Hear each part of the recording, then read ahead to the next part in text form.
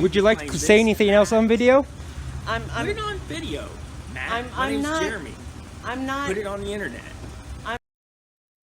You will notice here where I tell him he's being recorded and basically giving consent. I'm not. Jeremy, I've been this way my whole life. Tammy, I would love for you to stay in the motel. Matt, the offer's still on the table. I will be here as your... Like I said, and I will ask you on video, what's wrong with meeting Sarah tomorrow? Sarah's not going to be there tomorrow. Okay, Wednesday then. She's there.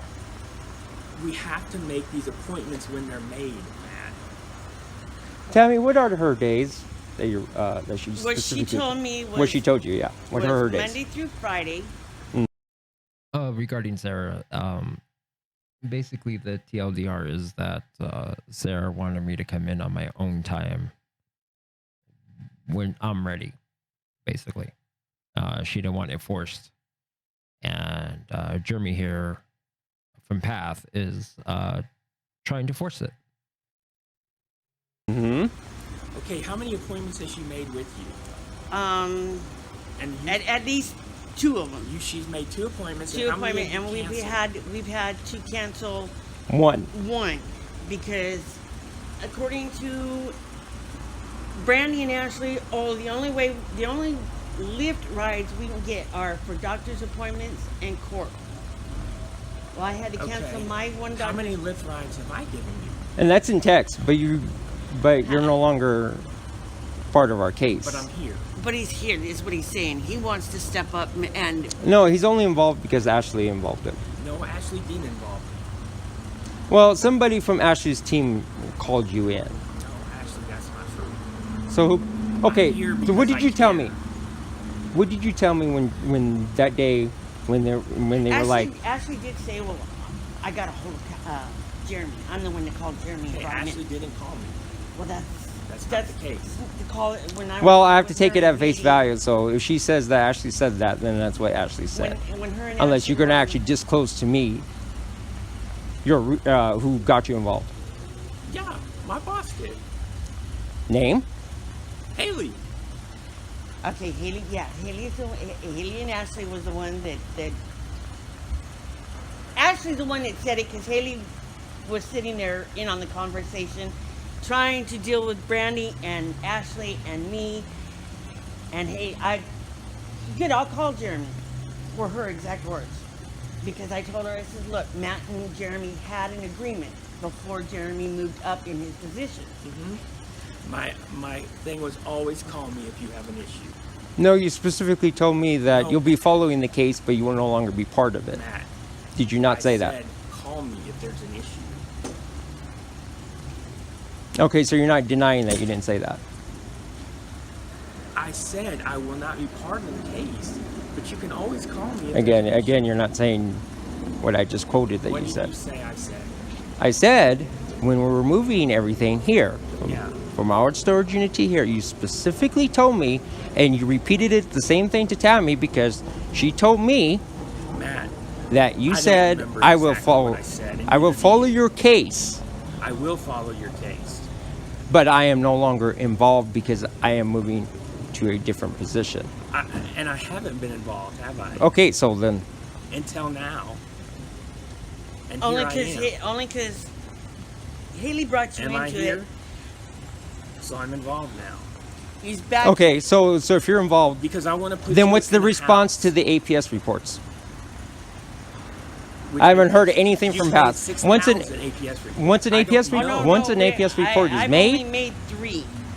The person has to respond, or in this case, Path has to respond. To what? I don't know what case. Okay, so you're not. Okay, so you're not directly involved. Okay. Matt, I'm directly involved because I'm here. Then why were you not notified of the APS complaints? Because it has nothing to do with me. It does not have nothing to do. But you're above. Ashley and Ashley, right? I'm not above Ashley. I'm in a totally different position. No, the APS, Jeremy, house, the APS reports were made because Ashley and Brandy refused. One, they lied to me about calling Pops, and they never did because I did call and find out. The other thing. That I can confirm. The other thing is I specifically sent text messages to Ashley and I said, look, we can't stay here because of the tub. We can't get showers. APS came out in an emergency and documented that. And that's fine.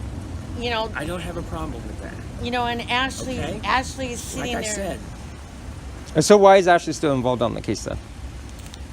I don't know that Ashley is. Okay, I well, haven't okay. seen her be here with you. Okay, here's the thing I need to make clear, and I'm guessing roughly the involvement time that you had with our case, you didn't get clear. Okay, let me make something clear here. When I tell them I don't know answers, my impression is very simple. If you don't know the answer to something, then hand my case over to somebody who does know the answer to my questions or who can assist me currently plus answer my questions. I don't like being told I don't know. It's like, well, then if you don't know, then how are you supposed to help me? Type of situation, right? And when Jeremy was actually involved with our case and my case specifically, he kept giving me a lot of I don't know answers. I have to talk to so and so. And it just added delay after delay after delay. And I felt eventually at some point that he was not suited for the case. And I didn't like hearing I don't know answers. I don't like that. If you don't know the answer to a question, then perhaps hand my case off to someone more experienced that's going to do the same thing that you, or in this case, what Jeremy is doing, but someone more knowledgeable who has answers for whatever question I'm asking him. And I confront him about that. I'm like, well, you have 2 cell phones. Make a phone call. It was basically in so many, based on body language and the direction the conversation was going, he wasn't going to do that. And that was getting me a little bit irritated at that point. But you have a phone. You have 2 phones. I do. Okay, so why can't you just pick up the phone and say, hey? Because, Matt, the issue is getting you in a house, not who said, she said, she said. The issue is putting you in a house. You're making every excuse. Okay, in the then book my not side to of the go into a conversation with house. you is done. So here, since he's refusing to answer my questions, I tell him that my conversation with him is done. And there's going to be a lot of parts in that video where I tell him that because he doesn't seem to be catching the hint. I'm trying to be polite, but you can clearly tell by the sound of my voice I'm getting irritated, and he just keeps, pushing the issue. I want you to go into a house. Like I said, you're trying to put it behind something. No, I will I'm not. meet with Sarah when I meet with her. Like you said once to us, oh, I like you guys because you're self-sufficient. Okay then. So either you're going to trust me that I will meet with Sarah, or you won't. Matt, what I'm saying to you. Not today. Okay. That's up to you. It's up to you. I can't do any more than I've already done. Okay, then thank you. Okay. I'm sorry it's had to work out like this. Okay, the fact that he's not acknowledging here that when I tell him that I'm already out of the program, you have to understand something. He's out of the same office as Ashley and everyone else that's mentioned during this whole entire conversation. They're all out of the Long Beach office. And I had already at this point gotten my paperwork that shows that I am out of the program. In other words, they didn't give me an official discharge paperwork like they're supposed to based on the contract. And that was one of my grievances to LASA, or better known as the Los Angeles Homeless Services Authority. And he seems to think that he can overwrite Haley, even though Haley is technically the person that oversees that office in the same office that he's working out of. And it's like, buddy, how can I still be in the program if I've already been given my paperwork? So like when he makes this comment of like, oh well, you're still in my program. Like, no, I'm out of the program. That's it. There's no more contract. That's like, I mean, I'm not a lawyer, but once a contract has been broken, a contract's been broken. That's official and binding. That's it. And so I don't know where he gets off trying to come off as like, oh, you're still part of my program. It's like, no, I'm not. As far as your employer or the nonprofit is concerned, well, for him, it's his employer. To us, it's the nonprofit. As far as they're concerned, I'm done. And yeah, he just keeps pushing it and try to bring him back around, because I get it. He's in it to make the buck for the nonprofit. That's how he gets moved up. He tries to be, in my eyes, he tries to be the charmer, in my opinion. That's his angle, as far as I'm concerned. Anyway, he tries to persuade, but unfortunately, in my opinion, he's not very good at it. So that's all it is. And I wasn't going for it. But it's like, no, it's like, no, in my head at that moment, Path has already done enough damage as far as I'm concerned. And I wasn't going to like deal with their nonsense anymore. Anyone that's been through this knows that, these nonprofits, you have to agree to their terms. What I mean by their terms is it gets brought up later in the conversation. There's things I wasn't willing to agree to. There's 2 things I wasn't willing to agree to, because I feel I'm entitled to a level of privacy, and I'm entitled to a level of respect, like mutual respect, like any other person, right? You don't like get hired on at a job and be like, hey, you need to go for a social psych evaluation. What? I mean, I get it. There's some jobs out there that require that, but for housing, really? Like, that's kind of weird, So I wasn't agreeing to that. And the other thing was a search. Like, excuse me, like my storage locker is like my last line of privacy. How would you feel if I just like be like I went over to a friend's house and I was like, yo, can I search your stuff? Like, don't look at me sideways like, the fuck? Right? But yeah, that's where that ends up going. You can too, Matt. No, I'm already out of the program as far as everyone else is concerned. Not me. You'll always be in my program. Okay, no. Like you said, the rehousing is handled by a different section within this office. Okay. Right. Okay, the person's already come out. I've already met with her.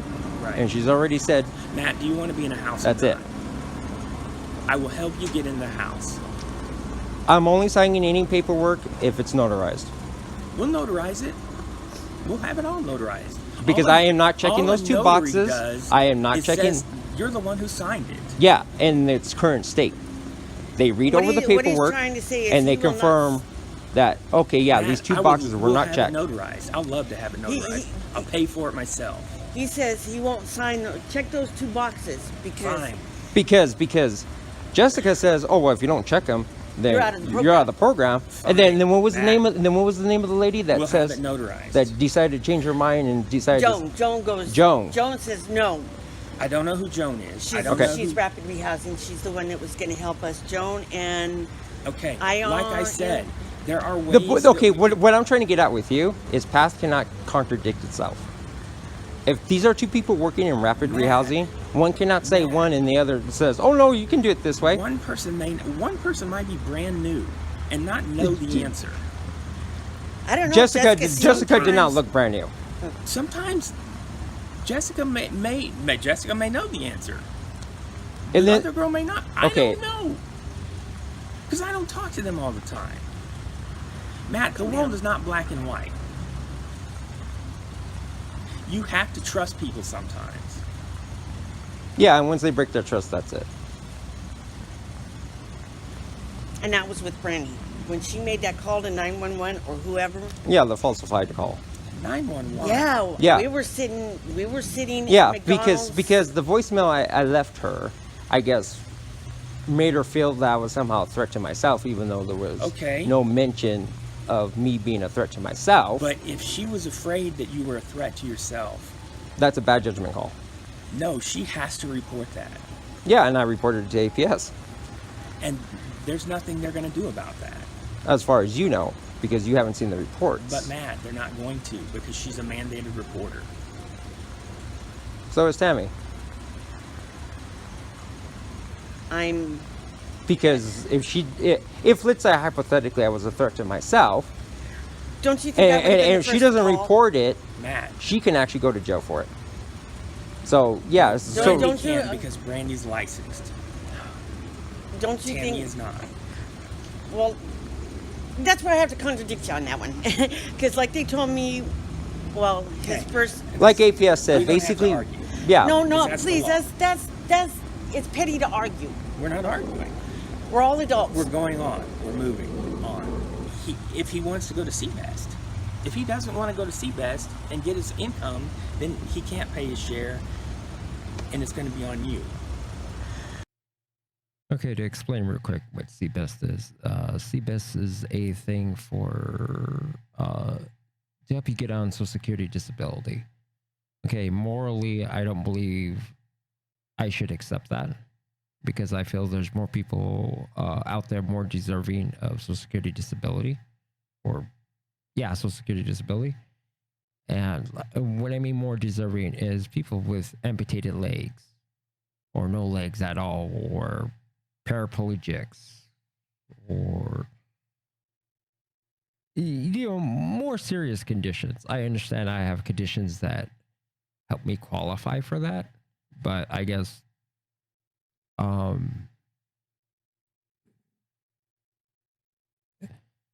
it moral belief.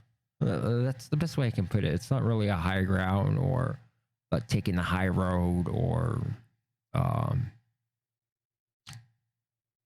feeling like I'm better than that. It's more of a moral thing. I can see if I had like an amputated leg or I was paralyzed or something, right? Then, okay, I get it, right? I mean, granted, yeah, right now I'm dealing with a back life thrown out, but, stuff happens. But I have other medical conditions that technically qualify for me. Qualify me for Social Security disability that I won't get into. But the point that's being made here is that they wouldn't accept my side income, which is unstable, which I get, okay. And they wouldn't accept the cash aid that I get from general relief as income, and then take a portion from that. So you figure, let's say, this is not an exact number, but let's say I got like $200 in cash aid, right? Their cut from that would be so low that to them it's not worth taking. That is literally the issue that's going on in where I'm interjecting right now. That's the issue that's going on, is that they wouldn't take it because it's too low. So let's say it's 30% of 200, to them it's not worth it. They're looking for people on Social Security. They're looking for people who make like, basically in the bracket range of like 10 to 12 grand a year. And they want to take a portion of that, a good chunk. So that's why they weren't willing to work with my current income at the time. That's why they're telling my friend that, oh, well, you'll have to pay his share of the rent, which is kind of ridiculous at the time. And it still is. But yeah, that's the issue that's going on. And they weren't respecting my wishes of that. And they didn't, there's a lot of stuff that they didn't mention up front. As you probably catch throughout early in this video, and how, you know, he's being caught up and things like that. But this is just me interjecting for that. All it takes is to go to meet with the CBES person. That's all it takes. That's all we have to do is go meet with them.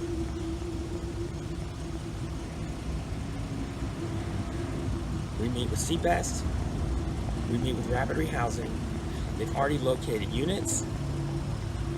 You guys located a unit that they're going to try to get you in. That's all we have to do. Well, You're that close. well, no, the public wants the answers of why is it taking you as far as 8 months if you're all in the same building. The public wants answers. That's right. Also, I don't think it's funny that he laughs at the fact that when I mentioned to him that the public wants answers. So, as you can see, he's a PATH representative, biggest homeless outreach organization here in LA County. So take that. As you can see, he's clearly laughing. So, you know,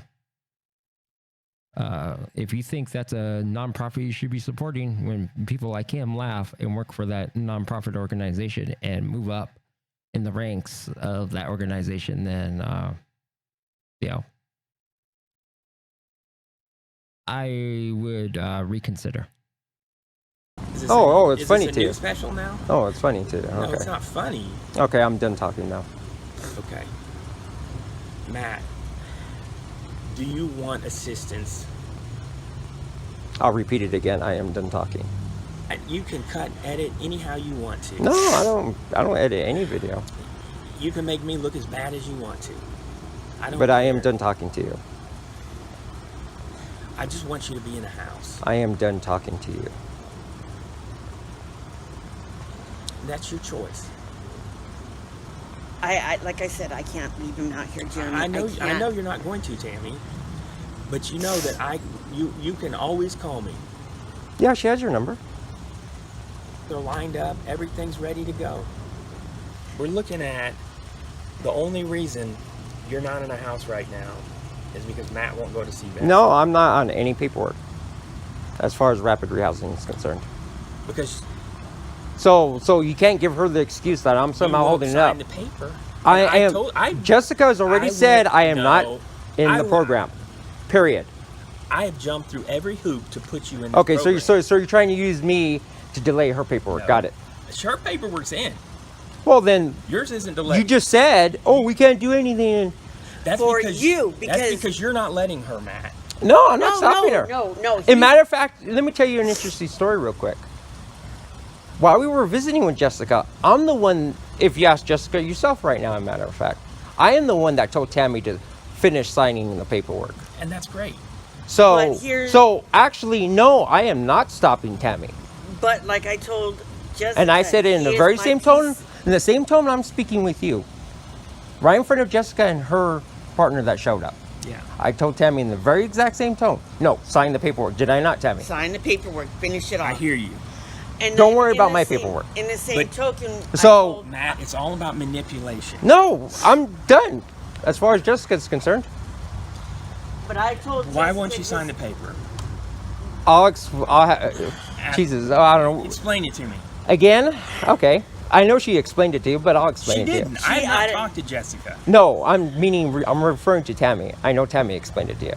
You won't sign it because of the simple fact that one, the first box that they have is the Social psycho. social psycho examination. And you won't take one. I will not take one. Why? That's my right. The second Okay. one is to search. And yes, I did tell Matt they I can't apartment. agree We to can't search. agree to search. No, not we. I told Jessica very specifically, I cannot agree if I have no stable place to do it. Stable place, meaning what? meaning And like, in other words, I'm not going to use public Wi-Fi to do that. So I already said I can get you on. Okay, but public you didn't tell me Wi-Fi. that. You might have told Tammy he told that. me, Tell and Tammy. I told you. Because you wouldn't talk to me, Matt. But listen, If you want to have a conversation, are the with two me, boxes. From now on, you need to talk to me. then you're going to deal with whatever mood and attitude I'm feeling that very Give me an moment. attitude. I don't care, Matt. He I've told you taken that in the attitudes beginning. before. No, you don't understand. I tried to curve it because you were nice. And he's still being nice. No, Tommy, right, no. all right. Okay, so for the starting the second clip, we're outside the storage unit, and I notice that this is for context, by the way. I noticed he, when he supposedly left the property, I mean, he left where we were at previously. As you can see by this clip, we're in a different location. We're actually outside. So it's a public storage facility, and we're outside the gate now. Prior to that, we were inside the gate. And I noticed he was still parked there. So I'm like, in my head, I'm like, well, either he's been waiting for us or he's going to get out of his car here in a moment and approach us. And so, I turned back on my camera because I want to capture the audio to hear what he says, So this way there's no he said, she said when I submitted this video to Path. And mind you, Path never responded. This is the videos, this prior one and then this one are the two videos that I emailed to Path. Gosh, I wish I could remember her name, but she was somebody that oversees grievances, but was in a corporate position and dealt with a lot of dealing with the city officials and making proposals and doing everything that's needed to get the funding from the state and county and the city. So anyway, she was the head of that department, and along with being one of the members of the board and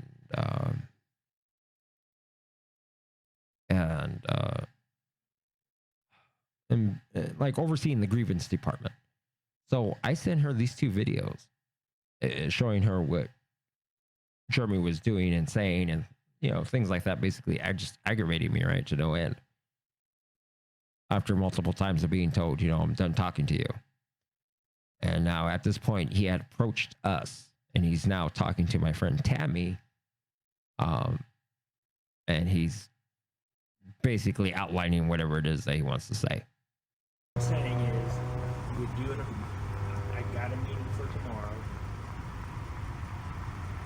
But it has to be tomorrow. There's no more. Is that your car?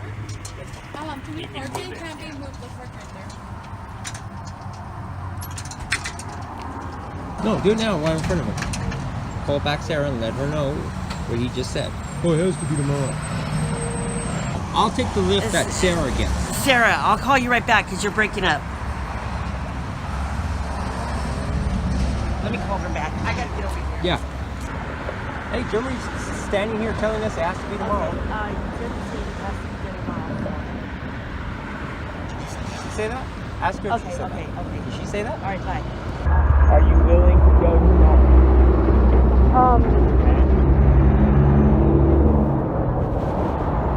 Hey, he's asking you a question. Did you hear him? Yeah. Are you willing to go tomorrow? Repeat back what Sarah said. The last thing you just told me. Okay, I just got off the phone with Sarah. She was on the phone with her supervisor. When I was talking to her, I was explaining to her that I have to follow him, whatever else. Before that, about how she said it had to be on our terms. She wants it done on his terms. Sarah wants it done on his terms. Yeah, she wasn't too thrilled. No, I intervene. She wasn't too thrilled with how you put it. Oh, it has to be today. Sarah was like, oh no, tomorrow? Let me look at my schedule. Maybe Wednesday. Let me talk to my coworker. Because, she confirmed, no, listen to me. Now you're going to listen to me. Because, she confirmed, yes, Jeremy's supposed to call me and ask me if tomorrow is okay. And I asked you right at camera.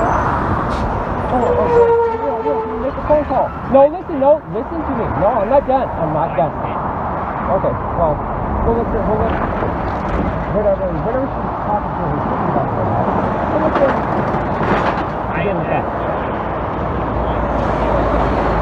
Or should I get back to Sarah and her supervisor?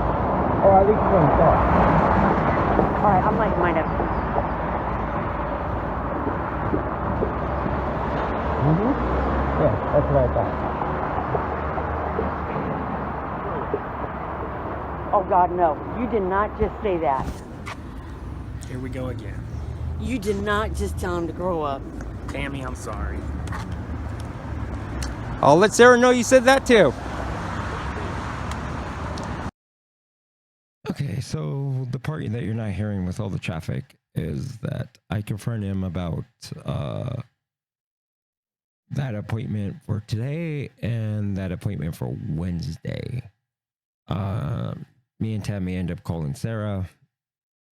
Sarah ends up telling us that no, she didn't give Jeremy the permission to tell him it has to be done that day. And she never told him there was an appointment Wednesday. So what ended up happening is because Tammy was on the phone with her, and we got the details from Sarah. Sarah gets off the phone with me and Tammy, mostly Tammy, and informs her that she needs to talk to her supervisor about what's going on, because what Jeremy is basically saying to us is a bunch of bull. And I confront him here about it. And so because I'm confronting him about it, I'm interrupting him because, as you notice in the first half of, I guess we just call it the first half of this video, he ends up cutting me off a lot. So I start cutting him off now and confronting him about the truth that Sarah's telling us. And, you know, he can't handle it. And he ends up telling me to grow up. And I'm like, buddy, let me remind you of a segment real quick that he mentioned earlier about my attitude and how he's willing to deal with it. Attitude. I don't care, Matt. And so in closing, when it became time to become man of his word, and I confront him and boldly confront him and make him listen to what I have to say regarding Sarah, he obviously couldn't deal with it. So, you know, it's one thing for me to be very passive and just let it roll off my back, right? But people like him, and I guess mainly people like him, can't handle when someone steps forward and, you know, hold, I don't know how you would say this. I guess make them eat their own words, or, you know, hold to it, basically. And when it came time for him to, you know, where he said, you know, go ahead and give me the attitude. You know, I'm like, well, I gave it to him, and he couldn't handle it. He got used to handling passive me, which is very quiet and just kind of like go with the flow until there's a roadblock, right? And, you know, he wasn't a man of his word. So if he can't keep something as simple as, I'll deal with it, regarding the attitude, then how am I supposed to be expected to trust him regarding anything else, right? So this is what happened between me and Path, and how basically they were dangling in front of me at one point, like, hey, we have housing for you, only if you get on Social Security, because we don't accept GR, cash aid, as income, even though technically it is, because that is money I have to repay back. And your passive, or not passive income, but your unstable income, which is work when I can get it, it's not good enough because it's not stable, it's not consecutive, it's not a continuous flow, there's no schedule, you know. And when they don't accept those two things, and because they find out I have certain health conditions. Um, they want to push me onto Social Security, which again, that's his whole point, was to try to get me to go onto Social Security. To be like, okay, cool, we can use Social Security as an income and, you know, deduct whatever percentage. You know, and finally, the last thing I didn't like about their arrangement is that even though we're two separate contracts, they're wanting to milk us. So typically when you move into an apartment, or at least from my experience anyway, maybe it's different in your part of the world or state or country, right? But based on my experience, once you move into an apartment, the only people that should be living there is the ones on the lease, right? Unless you end up, you know, having a girlfriend or boyfriend or whatever, and they kind of like stay on weekends only or something, right? But the landlord doesn't charge them rent. Like, you know, it's like, no, buddy, I'm the only one that lives here, no one else, right? And typically, when you move into an apartment or a home, for an example, you know, there's rules like no subleasing and things like that. But they typically give you a flat rate. So let's say for an example, let's say you meet with a landlord, right? And the landlord tells you, oh, your rent a month is $3,000 flat, and he's telling you this. You're like, okay. And you ask the question of, well, can I have roommates? And the landlord's gonna be like, yeah, you can have roommates, but they have to be on the lease. But the rent of $3,000 doesn't change. In other words, it's still $3,000, no matter how many roommates you have, no matter how you slice it and dice it.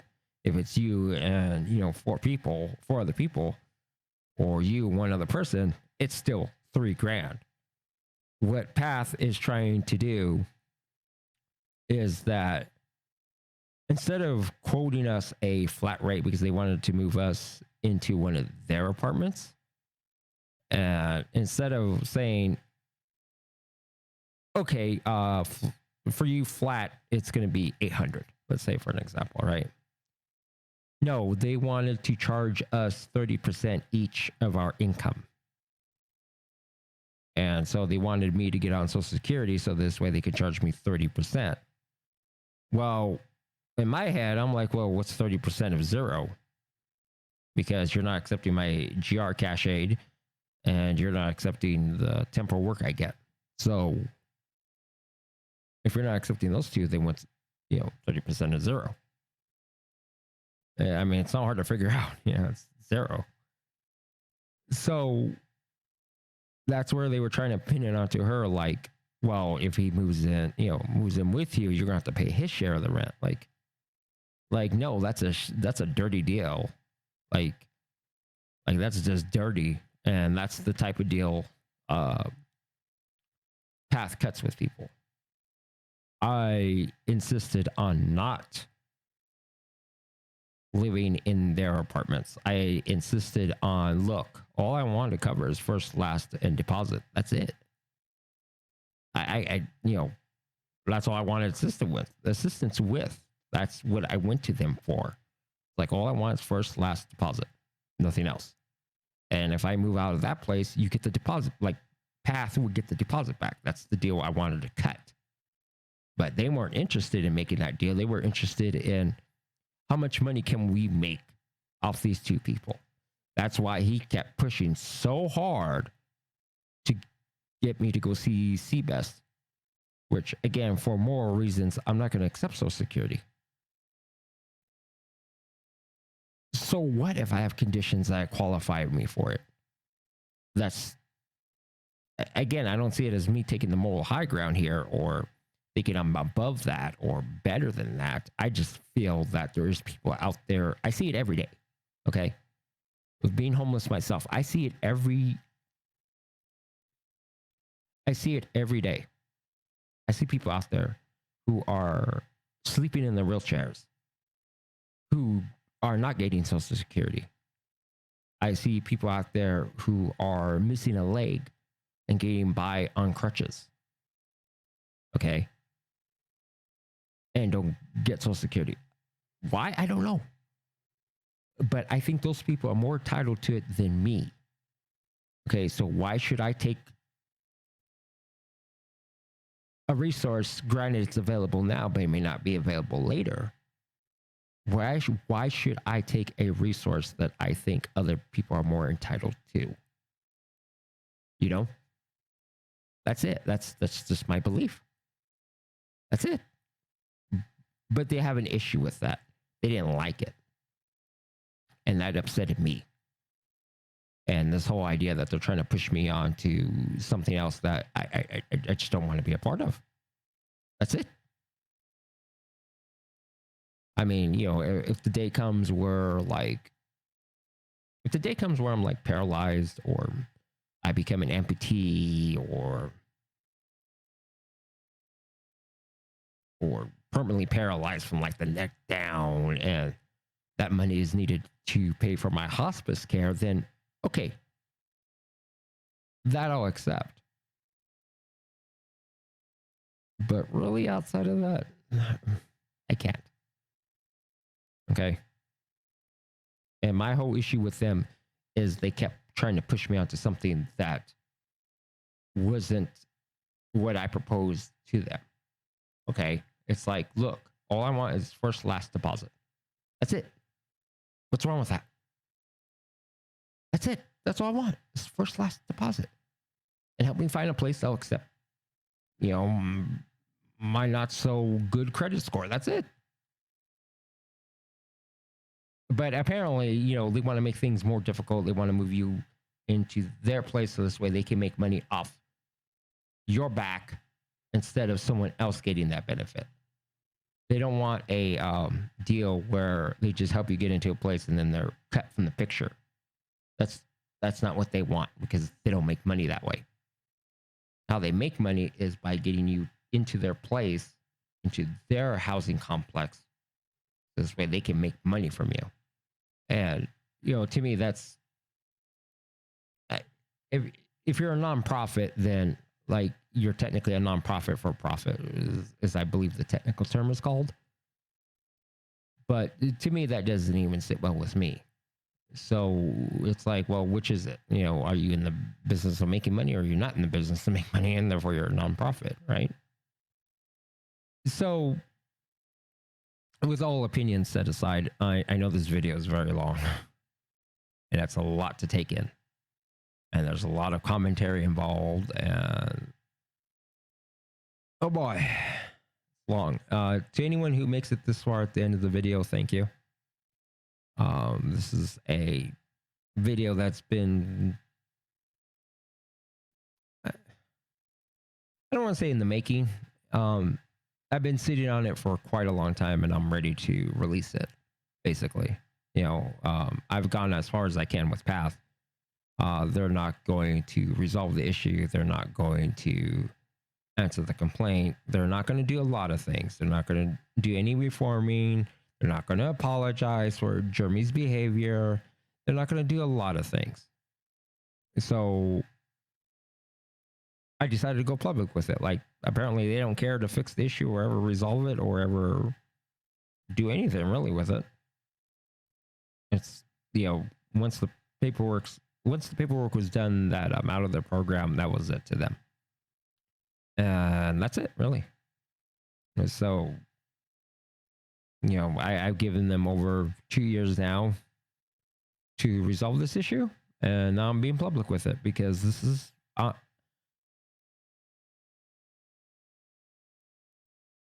can I put it? I think this is part of why a lot of homeless people who have income can't get off the street. It's because these organizations are not interested in helping you get on your own feet independently. They're interested in how much money can they make from you as an individual low income person, instead of helping you gain housing and self sustainability on your own and be weaned off their program. And a lot of that grant money they get, goes to their overhead and not so much helping the person, basically. As you can tell by this encounter I'm having, as I've informed Jeremy multiple times, rapid rehousing is already set down. But that's enough. That's enough. I think this video has gone on more than long enough. But if you made it to the end, congratulations. And thank you for taking the time to listen. There's a lot to absorb here, and I'm fully aware of that. So thank you.